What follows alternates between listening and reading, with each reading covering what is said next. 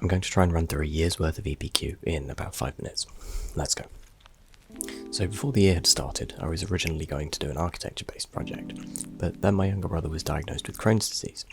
I thought, well, this isn't a particularly well-known disease, I don't really know it very well, I could do a lot of research into this and make an animation out of it, which would be pretty helpful skills for an architecture course. So then I decided, yeah, I'm going to make a 3D animation about Crohn's disease, to inform people like me, who don't know a lot about Crohn's, about what it is in an engaging way.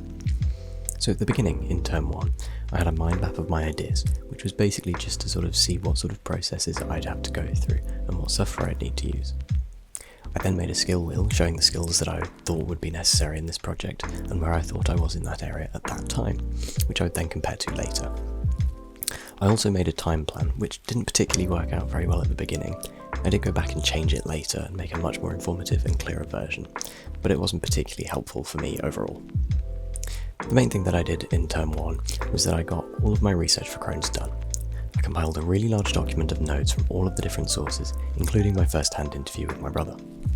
I managed to compress all of my research into a small 1500-word essay. So to start off the second term, the middle of the project, I started by researching into scripts and storyboards to help not only develop my understanding of them, but also show extra skill development. I then began to conceptualize some of the scenes for the animation and what I thought it would look like, as well as the characters. I then went and wrote the script after this, based on the essay that I'd written, and overall, I think the script has turned out relatively informative and interesting. I've had to make a few tweaks further down the road, but overall, it was pretty solid. After the script, I was then able to draw out the storyboard, which, despite the fact that there has been a fair amount of scene changes, the overall camera angles have still remained the same, which is very visible in the final artifact. At the end of this term, I began to research into 3D software and camera tracking stuff, specifically in Blender and Adobe After Effects. Then I began experimenting and learning a bit more of it throughout my trials. Okay, so nearing the end of the project, I started off by doing a lot more research into camera tracking and 3D animation.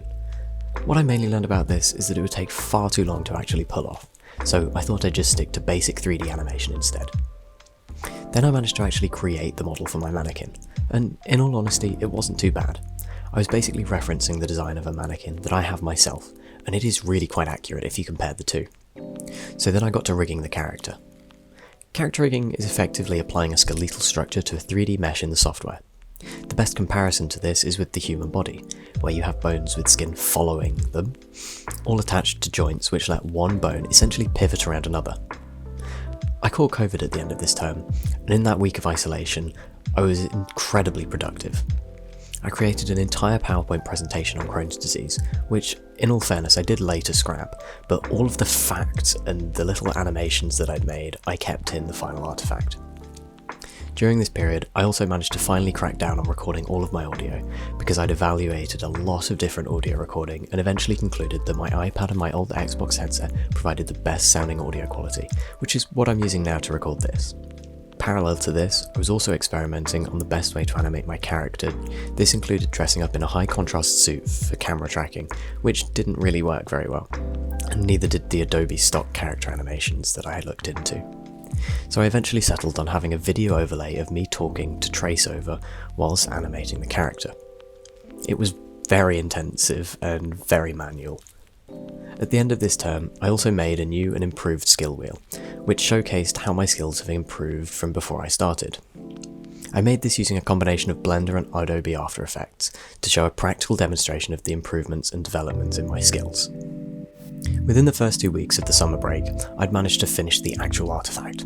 The first week was spent fully animating and rendering my character's talking scenes, and the second was spent on holiday learning about After Effects and applying that knowledge to these scenes.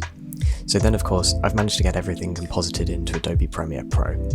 I found some copyright-free audio to play over the background and then uploaded it to YouTube. I'm still currently waiting on some more feedback from that. My plans for the rest of the summer are to clean everything up and compile all of my work into a PDF. So my overall conclusion is that I'm really quite happy with how this whole thing has turned out. It's come out far more professional than I'd first envisioned. I originally thought it would be really cheesy and cringy, but overall it looks quite professional in my personal opinion.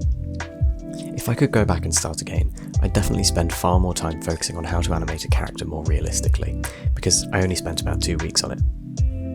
But if I'd had the funding as well, I may well have purchased a motion capture suit, which would have produced far more realistic movements. But overall, I've done what I've done, and I'm actually really happy with the results. Thank you for listening to this presentation of my EPQ. Goodbye.